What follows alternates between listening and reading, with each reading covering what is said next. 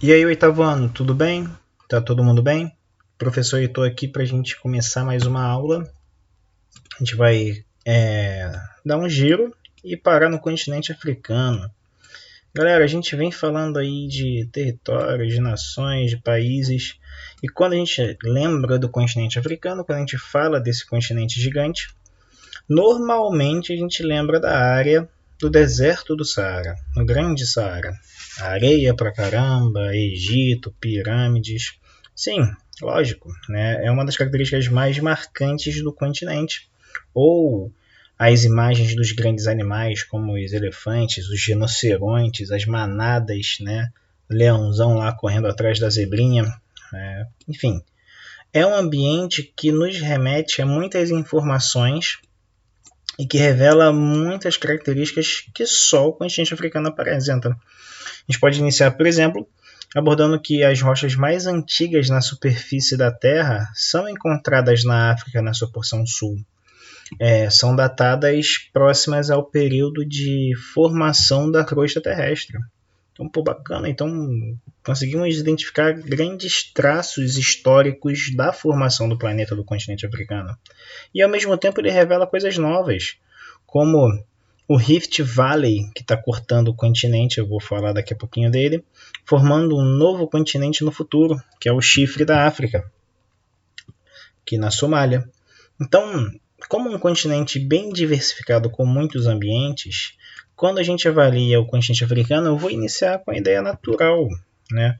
A posição que o continente apresenta através de linhas aqui que eu vou ativar no vídeo, as linhas de grade, para a gente identificar a posição geográfica no continente no planeta. Se eu der uma afastadinha aqui, a gente percebe que a linha do Equador está cortando o continente bem na sua porção central. E como uma condição que representa um clima equatorial. Se a gente der um giro no planeta observando aonde a linha do Equador passa, a gente encontra, por exemplo, na América do Sul, a floresta amazônica. Né? Bacana, floresta amazônica equatorial, densa, verde, muito similar à floresta do Congo, sobre a linha do Equador, densa e verde. E aí a gente avança lá para a Oceania e visualiza na Indonésia a mesma mancha verde densa de florestas equatoriais no arquipélago aqui do sudeste asiático e do norte aqui da Oceania, que também é cortada pela linha do Equador. Então é uma posição geográfica no continente africano que visualizamos reflexos similares no resto do mundo. Só que, diferente do resto do mundo, o continente africano é o único que mantém uma massa continental para o norte e para o sul que representa um espelhamento climático. Essa é a melhor definição possível, porque a partir da linha do Equador a gente vê uma transição até a zona do deserto do Trópico de Câncer, que é o deserto do Saara, e ao sul, mesma coisa, a transição, chegando até o Trópico de Capricórnio com o deserto do Kalahari ao sul. Tá certo que o Saara é muito maior, mas o Kalahari também é um deserto e também está sob o Trópico de Capricórnio. E quando tu dá esse giro de novo no planeta, a gente visualiza o mesmo padrão. Só que, diferente da África, a organização dos outros continentes formam desertos diferenciados. A gente tem na América do Sul o Atacama, no Trópico de Capricórnio. Na América do Norte, Central-Norte, a gente tem o deserto do México, avançando um pouco ao norte, com o deserto do Texas.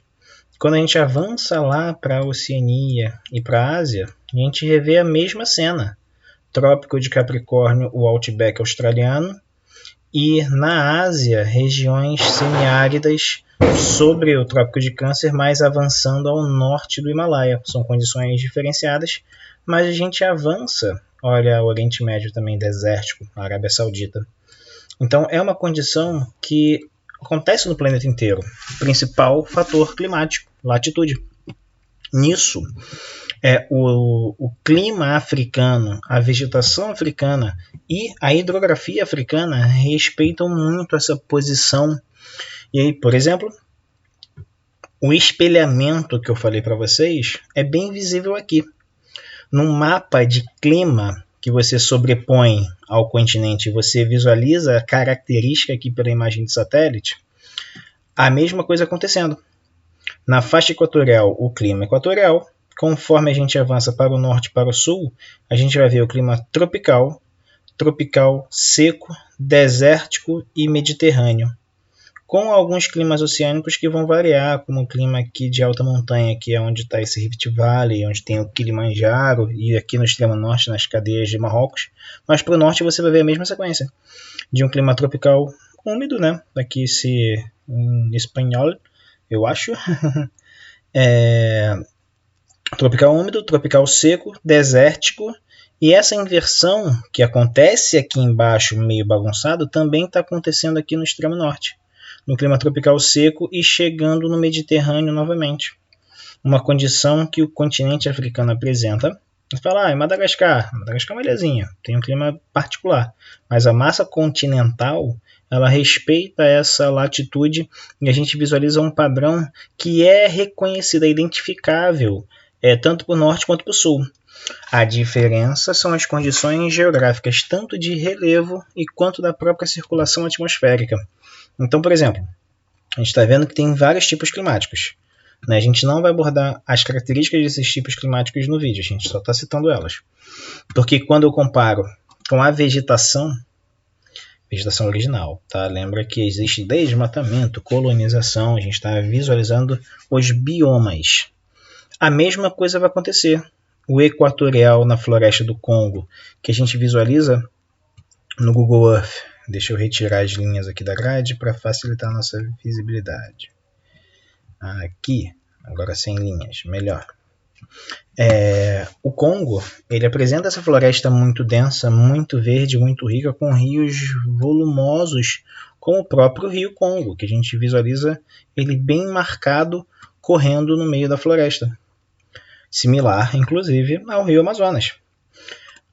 Tem mais semelhança? Tem. Existem várias áreas de desmatamento, várias áreas de exploração dos recursos naturais de maneiras ilegais, tá? Então também sofre desmatamento pra caramba a floresta do Congo. Não é particular do Brasil desmatar a floresta amazônica.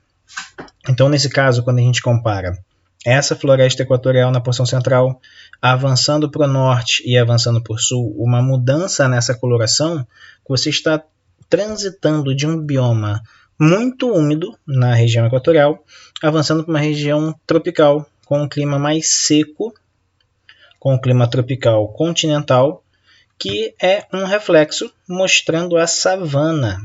Aí você pensa, a savana é um território de ambiente tropical continental, muito similar ao nosso cerrado.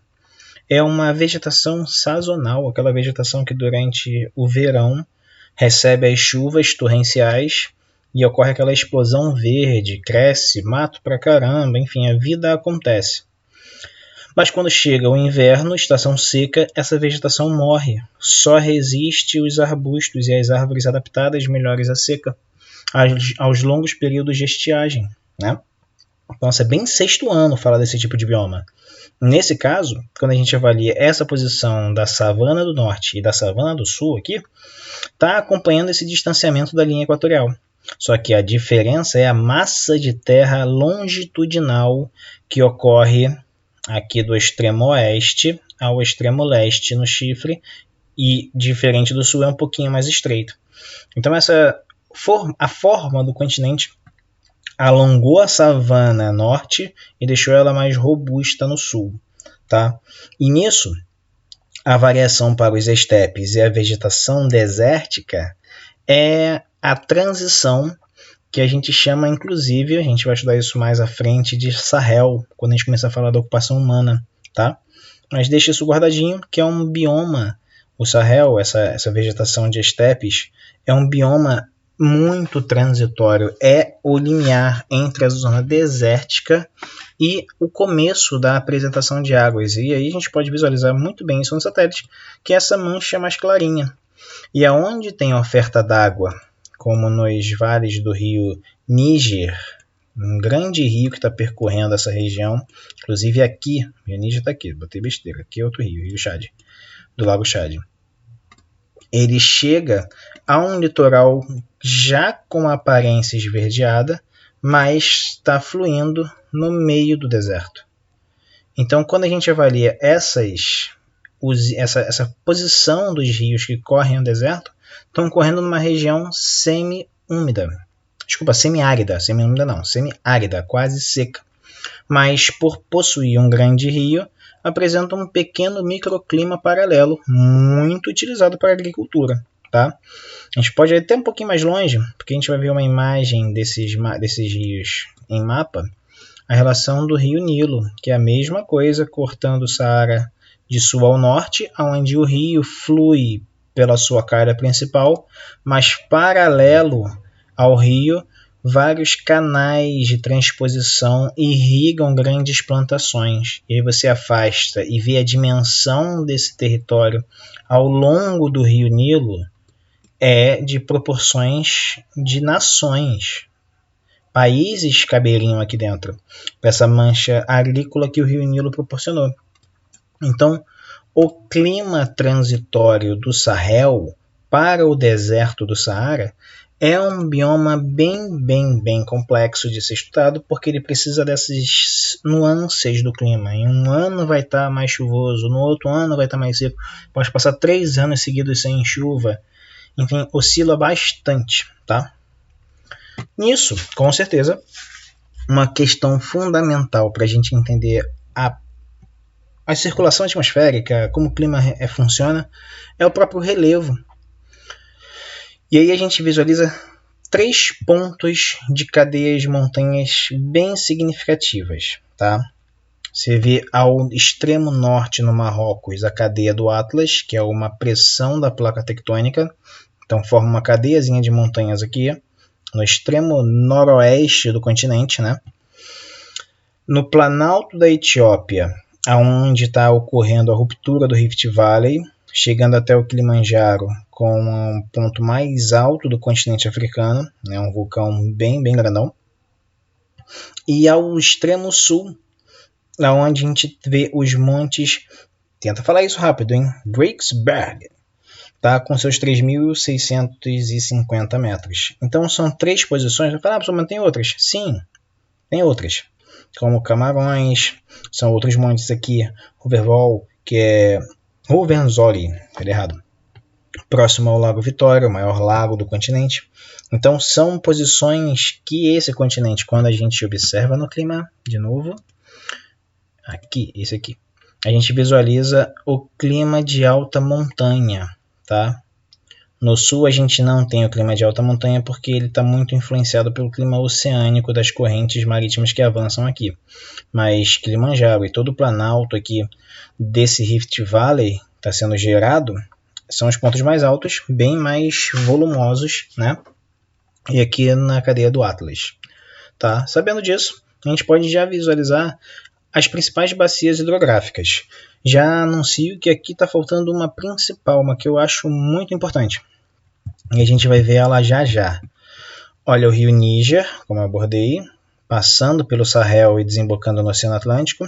A bacia do rio Nilo, com o rio mais extenso, chamado rio Nilo, né? Que existem outras nascentes no Lago Vitória que alimentam esse rio ao longo, mas ele é rio Nilo, da nascente até a foz. Tá? A grande bacia do rio Congo, a segunda maior em vazão, são mais de 3 milhões de metros cúbicos de água por segundo desembocando aqui no Oceano Atlântico. E no sul, no deserto do Kalahari, tem uma mancha, que a gente vai ver agora no mapa, no satélite, que é o delta do Cubango ou Kavango. Olha só, vamos passar rapidinho nessas bacias, né? A bacia do rio Níger, passando bem aqui no deserto, parte mais fácil da gente visualizar ele. Quando ele vê esse avanço, ele possui movimentações, inclusive até barragens, como aqui essa grande usina hidrelétrica, né? Similar às usinas brasileiras, mas criando um grande lago artificial. Ao lado a gente vai ver essas plantações, enfim. Há uma oferta d'água bacana nessa região. E o rio Níger continua fluindo até chegar na sua foz, né? Sua foz aqui no Oceano Atlântico. Já o rio Congo, a sua foz é mais volumosa, bem maior. E aqui a gente vê essa mancha até chegar à sua foz. A gente vê até a mancha dele aqui, ó, avançando sobre o oceano, tá? Um grande rio extremamente volumoso. Só que ele é mais fundo, por isso que ele não é tão largo quanto o rio Amazonas, tá? Mas o seu volume de água é muito grande. E a sua bacia, ela divide, ele faz labirintos, são os rios anastomosados. Então, são rios que criam grandes ilhas, tá? Nesse caso, Rio Congo bem fundamental, Rio Nilo, nascendo aqui próximos aos lagos de Uganda e Quênia, né, o Lago Vitória.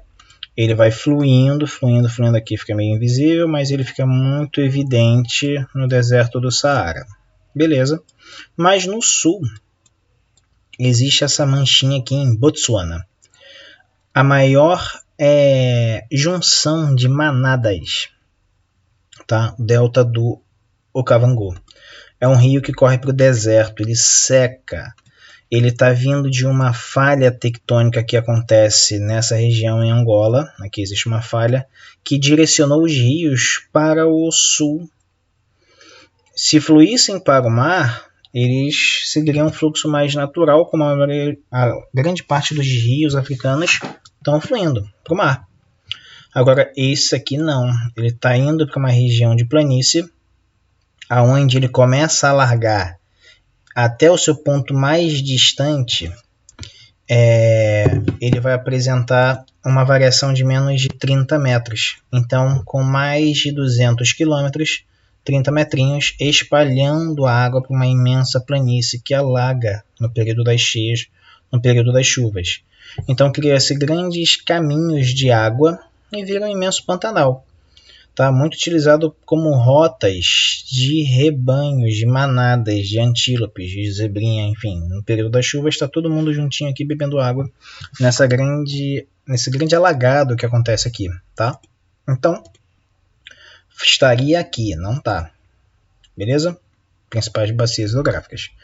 Então, a gente deu um apanhado natural rapidinho. A gente vai falar disso, das questões naturais, conforme vai avançando no conteúdo. Mas vamos fazer uma divisão étnica bem rápida, as divisões humanas da nossa ocupação. A divisão mais simples, que vai usar o deserto do Saara como um divisor de ocupações, né? A gente sabe que na África subsaariana iniciou o ser humano, né, a origem humana, os traços mais antigos são encontrados nessa região. Mas o deserto do Saara limitou muito o deslocamento da população por aqui. Então aqui nós chamamos da África subsaariana, né, com diversas etnias, a gente já vai ver, ao mesmo tempo que no extremo norte do continente, nas margens do mar Mediterrâneo, a gente encontra a civilização islâmica, a África do Norte, que a gente pode chamar de África muçulmana, árabe. Tá? E aí, nessa organização, a África subsaariana, e o planeta deu uma giradinha torta aqui, beleza, organizei, é bem ocupada. O litoral da África do Norte, Tunísia, por exemplo, a gente vê cidades que estão próximas ao mar, tá? Próximas ao mar Mediterrâneo. Apesar da coloração ser bem diferente, parece que a gente estava olhando para o deserto, mas quando a gente aproxima a gente visualiza a ocupação urbana, tá? Bem voltada para o mar Mediterrâneo. São cidades de maioria árabe, muçulmana, com a expansão do povo que, originado no Oriente Médio, avançou pelo litoral do Mediterrâneo ao longo dos séculos, desde o surgimento da religião árabe, tá? Então, até Marrocos, na verdade até o Saara Ocidental, a gente tem essa concentração de população de maioria árabe muçulmana, tá? Sabendo disso, essa África subsaariana e a África do Norte é uma divisão bem fácil, pois o Saara é o grande limitador dessa ocupação. Quando a gente olha para o interior do Saara, é um imenso vazio demográfico, né? Ninguém está morando nesses grandes areais, né? Enfim, vai ter caravanas, oásis, enfim, algumas ocupações, mas, enfim, é um grande limitador do desenvolvimento humano, beleza? Nisso, o que a gente pode pensar? Que essa divisão é simples. Então vamos falar uma divisão mais complexa, que é as regiões. Mas ao mesmo tempo é fácil, que nem as regiões do Brasil. Só que aqui a gente está falando de um continente, tá? Não se esqueça. A gente vai ter a África do Norte, bem sobre esse deserto do Saara, o Oeste Africano, ou África Ocidental, o Leste Africano, ou a África Oriental, engloba a ilha de Madagascar, a África Central, os países mais centralizados, e o Sul Africano, não a África do Sul. Lembra que a África do Sul é um país, que vai encontrar mais países aqui, tá? Então, nessa divisão bem simples, só geográfica mesmo, só para a gente organizar os países pela sua posição no continente, ok? Tá? E aí, percebendo nessa posição que essa organização ela não é uma 100% precisa. Por exemplo, essa parte aqui, esse litoral, é considerado também um litoral ocidental. Mas é essa porção centralizada do continente que engloba países que chegam até o Oceano Atlântico, tá? Por isso que aqui é o Ocidente. Enfim, a gente tem uma divisão bem geográfica. Se botar uma rosa dos ventos bem no meio, a gente visualiza isso sem menor dificuldade, tá? Mas, ao mesmo tempo, quando a gente avalia que dessa organização surgem muitos paísezinhos, a gente vê lá, Namíbia, Botsuana, enfim, Suazilândia. Tem uns lugarzinhos com nomes bem engraçados na África, né? E a gente vai estudar alguns, como Ruanda e Burundi, que tem conflitos, Sudão do Sul, que houve uma divisão, Gana, Níger, Egito, Líbia. A gente vai dar uma estudada nos próximos vídeos sobre esses capítulos, sobre as dificuldades étnicas e os conflitos, porque quando a gente olha esse mapa, a gente vê um monte de país que não representa a realidade da divisão étnica da África. Quem revela essa realidade são os mapas anteriores à colonização europeia no continente, que quando a gente compara, esse é um mapa desses, cada pontinho, cada pedacinho separado de terra seria uma etnia. Aí você avalia, poxa, na savana e na República do Congo, aqui na parte equatorial, existe uma divisão muito fragmentada. E quando você compara com os países, não vê essa mesma fragmentação. Isso representa uma sobreposição da colonização europeia no continente africano que subjugou as etnias locais. E a partir daí a gente sabe que vai existir toda a história da escravidão, da exploração da mão de obra africana, da exploração dos minerais. E isso vai ser papo para outro encontro, tá? Então, galerinha, a gente encerra esse vídeo hoje com um apanhado desse início sobre o continente africano. E aí, se tiver alguma dúvida, no Tira Dúvidas ou aí com mensagem, vocês podem me mandar, beleza? Espero que tenha sido de bom esclarecimento para vocês. Tenham bons estudos. Valeu!